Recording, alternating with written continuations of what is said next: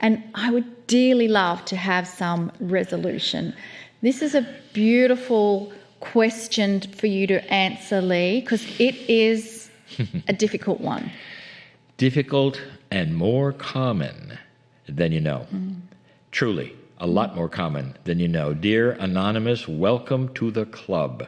I'll tell you, so many are here who've had very difficult childhoods, or even if it was afterwards and it became more difficult, it's really tough then to consider the one who is the sand in the oyster, the one that is the most irritating to you, the one that you only see once a year because you have to go see Christmas, is suddenly in front of you in the circle of 12.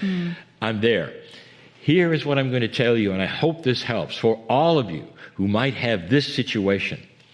This is the reason you're here. This is the reason for the circle of 12, the repetition that we do constantly to enhance compassion, forgiveness, understanding, all of these things. This is what we are learning to do. Now, that doesn't answer the question, well, what do I do right now as I learn? I'm aware of this. This is why we have these kinds of meditations and also the visualizations we do. But I would like to remind you of one particular circle of 12. You can find it in the replay in your portal. It was done September 9 last year, 2020. This is how these are organized by date. If you'll go to that circle of 12, September 9, 20 and 20, Kryon has an answer right there. It's going to do it again. I know he's going to do it again. And what happened was all of those obstinate family members, the ones you don't want to see, the ones you have trouble with, are the audience. Figure that one out. And what do?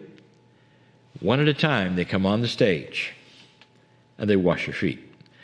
And what they're doing, eyeball to eyeball, read between the lines, they're asking you for forgiveness for what they've done. The betrayal, the difficult times, all that, because they're in a multidimensional place with the mind of God at that moment, and they realize what they've done, who they are, the friction between you, and they're on their knees, washing your feet, asking forgiveness. Can you do that? That was the opening, I think that was the second episode, I think, of the Circle of 12. Yes. Right away. Kryon's going to do this again. This is critical. Yeah. These things are very, very important. This particular exercise, if you do it over and over, if you think about it, especially that person who is the most troubling to you, coming to you, looking you in the eyes and say, can you forgive me? Now I understand. Now I know. Let me wash your feet in honor of who you are, and perhaps what I've done. And then, of course, that comes with a hug afterwards and the tears. Can you go there? This is what we're teaching. This is the ascension process. This is you becoming forgiveness. Is there a time when you could look at that person either figuratively, or if they're here or not here, if they passed on or whatever, and you're eyeball to eyeball, and you say, okay, go do your worst. Yeah. And you hear them go into the process or whatever they say that's irritated you, and you can then not be affected. And they wouldn't push one button. That is what we're after. And that is what Kryon has said can be who you are. So you look at them compassionately and you just say, I'm sorry you're having a bad day. And it doesn't affect you at all. It would be remarkable. I've seen it happen. I've seen it happen. I've seen it happen. So please understand, this is why you're here. This is what we are teaching every time we show up. These are the issues of life. Yes. And that is what we really want to get into. I think one of the beautiful things where I've heard Kryon also, when addressing these in channels given over the last 30 years, is that we're not doing it alone. This is where we always feel that these challenges, you are facing it completely alone. And Kryon has said repeatedly, Spirit has their hand outstretched for you to take the hand and use the partnership you have with Spirit. And so we often forget to ask, dear Spirit, help me in my forgiveness of my mother. Dear Spirit, help me in my forgiveness of those who have betrayed me. And you can add whatever else you wish to add in terms of help. And I love sometimes, Lee, saying to ask the star mothers to come in and help, and the angels and guides and elementals of Gaia. That's the support that we have in our journey. Thank you. That was very well stated. Yeah, thank you. So let us ask for support and help now in a meditation that we prepare to receive the channels from Kryon. Dear Spirit, come closer. Dear Star Mothers, come closer. Dear angels and guides, come closer. Dear elementals of Gaia, come closer. Let us feel your love and support. I give permission for all in the spiritual realm, angelic realm, the earth kingdoms, all of the support systems that exist for me. I give permission for my hand to be held and to support me as I face some difficult personal challenges. Whatever it is, even the ones I don't know about, I give permission for your support, help, love, and guidance. I allow myself to accept and receive the perfect love that is always surrounding me.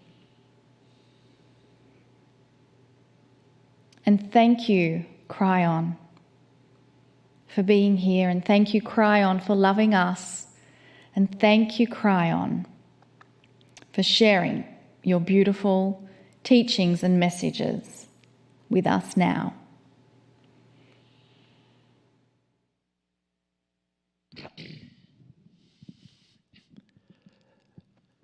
Greetings, dear ones. I am Kryon of Magnetic Service. Again, I will say to all of you, the family that is here, what my partner just told you in the question and answer series, he got that from me.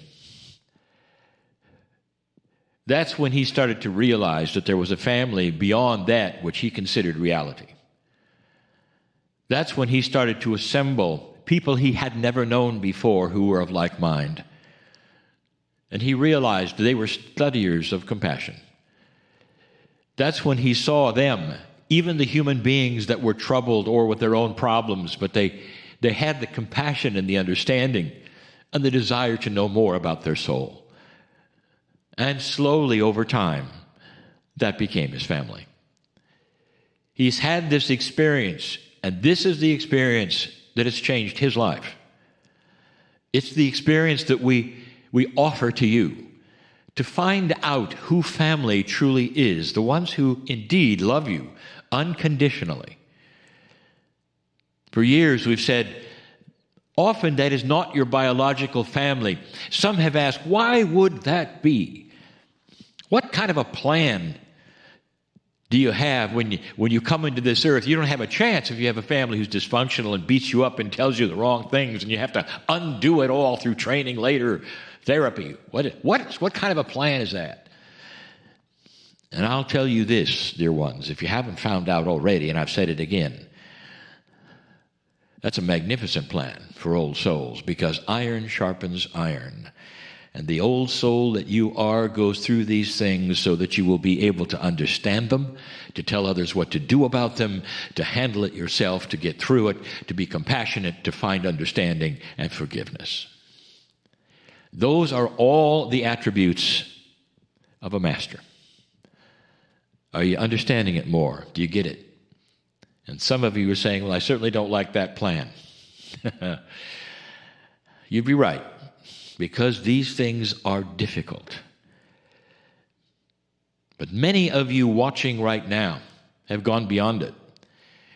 And what I mean by that is the things that used to consume you, that made you angry and worried, fearful, are now behind you.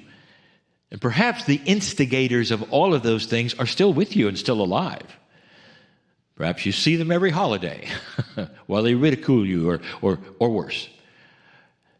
But that is the plan, because you've got to a place, so many of you got to that place, where there's total forgiveness, and you go just to watch the circus at Christmas. And you know what I'm talking about. But you come away peaceful. This is the reason for these things. It's called work. If you're a light worker, you go through training. And quite often the training is called life. So many of you have had aha experiences that bring you right now to listen to this channel. We have said before there are so many more listening to the channels than just those who are members of this particular broadcast. So this is for all of you. This is the fourth in a series of messages about the catalysts for healing. And we've said before, a catalyst for us is something you experienced which clears the way for something else. So when you have an experience that then leads you to another action, or may even force you to another action, it becomes a catalyst. And we've given you 3 catalysts so far. This is the fourth that clears the way for healing. Review. The first one was to understand the chemistry of your body reacts to consciousness. And that as you speak then to yourselves, an alliance is set up that allows for healing that may not have ever been there before. In other words, you establish communication. We also told you on that first channel that quite often humanity doesn't understand that, and they simply live in their head, and they look down at their bodies and they say, well, I hope it works. And it's left to be on its own and to steer without any kind of actions to tell it to go north or south, and it just goes in circles or catches diseases or whatever. It does seemingly randomly by default. And we've told you so many times that you are in charge. And we've given you parable after parable, and we've given you many different, I would say, modalities and methods and suggestions on how you get contact with your innate and talk to yourselves, and that's simply part of what we've been doing. But that was number 1, establish communication. That's a catalyst. Because then, and that is really sometimes only then, can you truly start to chase away that which is slowing down your life, maybe even slowing your lifespan and making it shorter. Fear, anxiety, disease, all those things. That was number 1. We've given you some others, and you know what they are.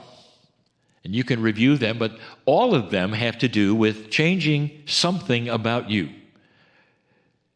that would then make you, I would say, on a path where healing is far, far easier. We talked about the inner child. We talked about going to a place you remember where there are no worries and capturing it and bringing it forward to you. We talked about laughter in general. And we gave you example after example. Psychologists know it. Science knows it. And even some who make commercial products know it.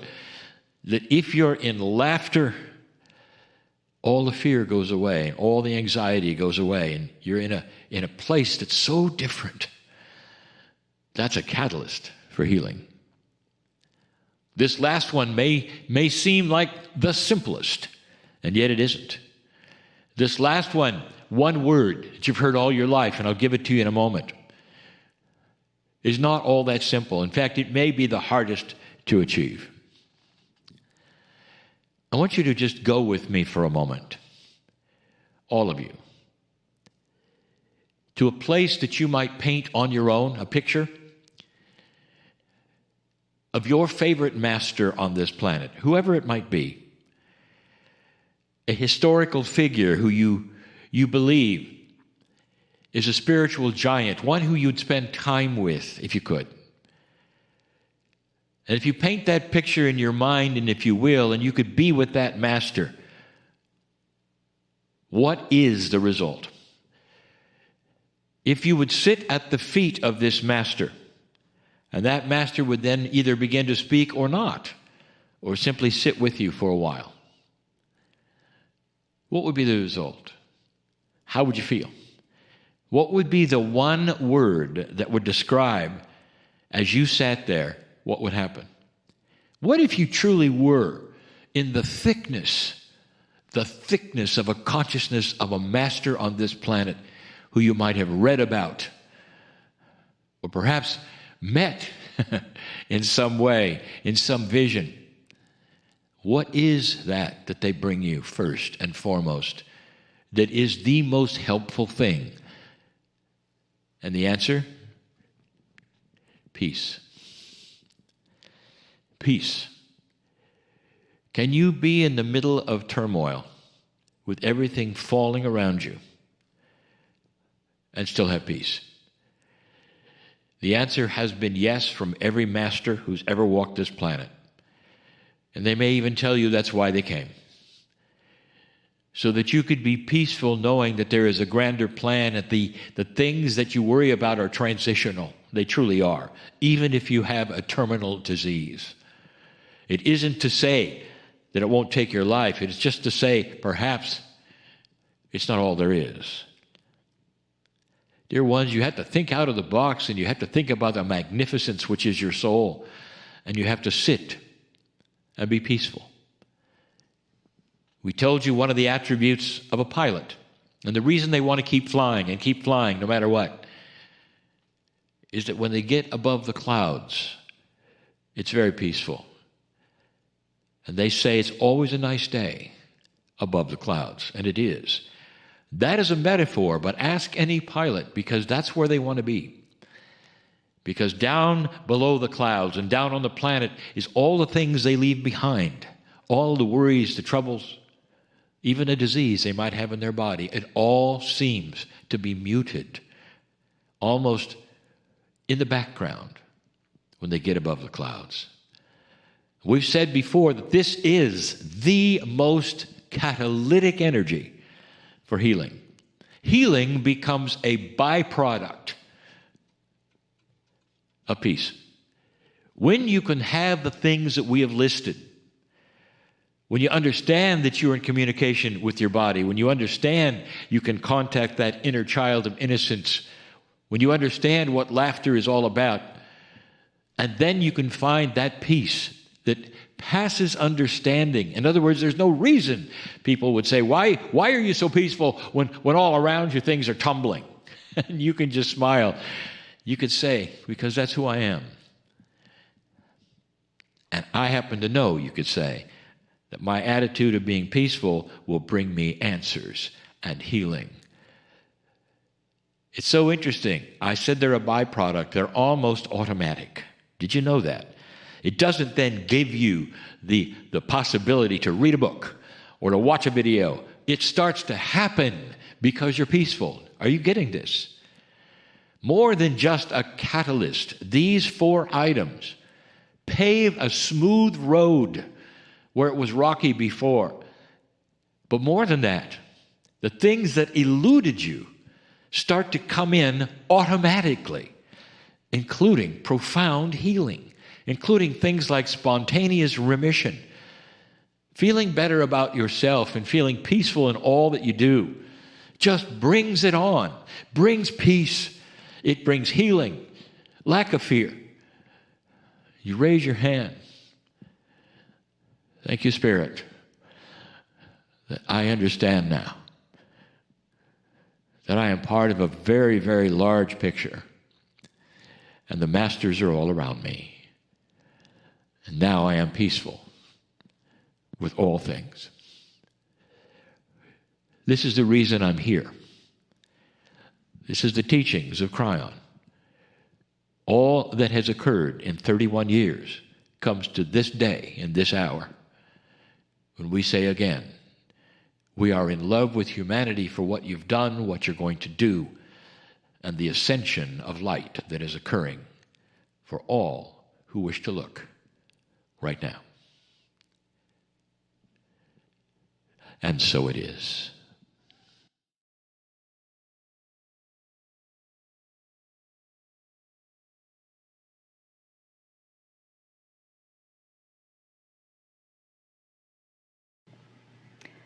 And very softly make your way back into your body. Feel the energy within your feet. Feel it connecting in with the energy of the earth. And gently invite that energy of the earth to come up through your feet, through your knees, through your hips, your abdomen, your chest, up through your hands, arms and shoulders, and out the top of your head. And if you've had your eyes closed, you may now open your eyes. And we are so delighted to be having our next guest. Her name is Deborah Wayne. And Lee and I just spent a few moments before the evening tonight chatting with Deborah to get to know her a little better. And I can't be more delighted with what she has to share. I know. Yeah. I agree. So let's just make sure she's there. Deborah, are you there? I am here. Absolutely. It's always good to know they're there before we bring them in. Yes. Deborah Wayne is the founder and CEO of the International Chronic Pain Institute. She's a world-renowned energy healer specializing in rapid release of chronic pain, depression, anxiety, trauma, battles with weight, binge eating, chronic fatigue, and other chronic conditions. That is why she's on this show. Exactly. Now, I know that there's so many other women out there similar to me. My whole life has pretty much been a battle of weight and binge eating. So I can't wait to further explore Deborah's work. I'm excited for the first time about facing that challenge for me. Anyway, her specialty is helping people to find and remove the hidden reasons that lie at the root of pain and symptoms. And it's often those hidden reasons that don't show up on diagnostic tests. So she is a highly sought after speaker. She's Amazon's #1 best-selling author of Why Do I Still Hurt? And Deborah has earned degrees and certifications in psychology, hypnotherapy, and chemical dependency counselling. She's a certified yoga instructor, leads the only practitioner training offered worldwide in her proprietary method known as high-speed healing. I mean, doesn't that sound great? High-speed healing. She's a healer. Who wants slow-speed healing? Not me. Well, I think a lot of people are used to that, and that's why this is very attractive.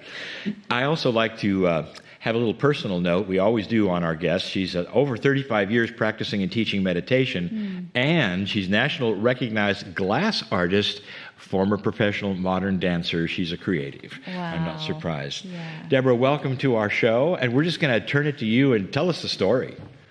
Oh, thank you so much. I'm so honored to be here. The story, oh my goodness, the story, I'll take you back 35 years ago. And I woke up, it was a regular Monday morning, get up, go to work Monday morning. But that morning, I found myself lying on the floor of my big, beautiful walk-in closet, and I could not stop crying. I could not get dressed. I could not go to work. I was actually in so much pain and having suicidal thoughts. And the pain in my life made no sense. My hair was falling out. I had ulcers. My thyroid didn't work. My stomach hurt all the time. I had muscle aches and pains and joint pain. And I had been going for years to try to figure this out, and nobody could find anything on tests, or when they found something with my thyroid and they gave me things to take, nothing worked. And I had been trying to fake it till you make it for years. I was binge eating every night. I jokingly say, Ben and Jerry were my best friends, and we spent a lot of time together.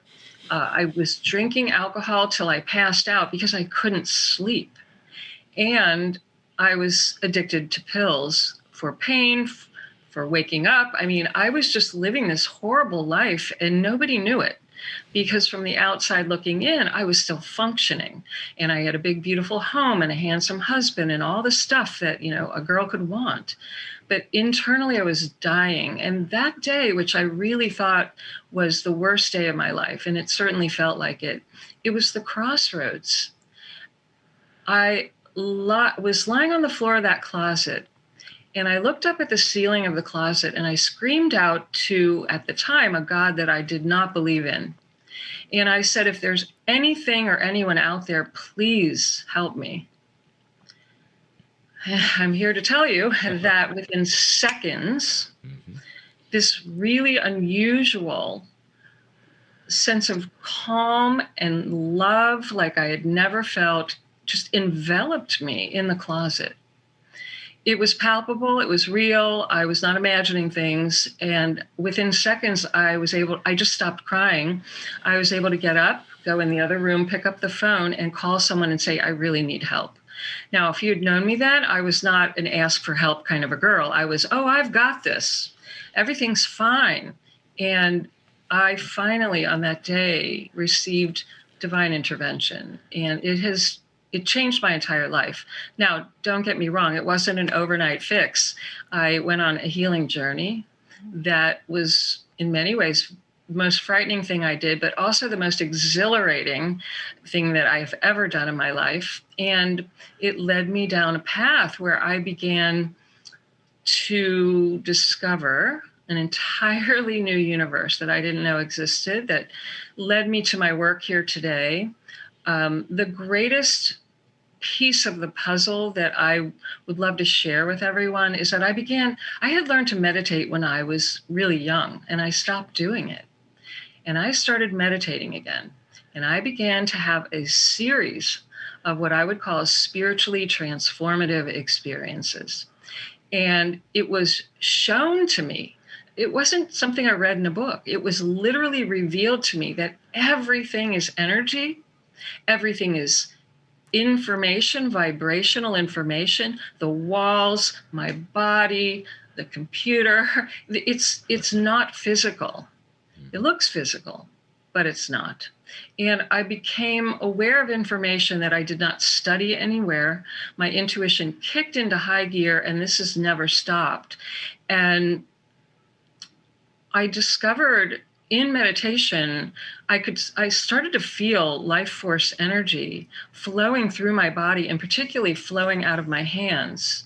And I was informed that this would be used for healing both myself and eventually other people. And, the story is quite long and ups and downs and all arounds, but that was the key that has still to this day, even, I went back to school and stacked on degrees and certifications, but quite frankly, the experiences, the spiritual experiences in meditation and the intuitive guidance, and then my personal healing journey are the foundation of all of my work. I've been able over many years now to help literally hundreds of thousands of people in 150 countries to date and synthesize the tools that really helped me the most and dial that down in a simpler way so people don't have to spend 35 years and have a closet crisis. Beautiful. That is so heartwarming to know, and I want you to share with us more of your process of how you get to those hidden reasons, because I truly feel that is for a lot of us. We're trying so many things to unlock what it is, that missing piece. And for many of us, we can have everything perfect in aspects of our lives except for one thing. It's our Achilles heel. How do you unlock those hidden reasons?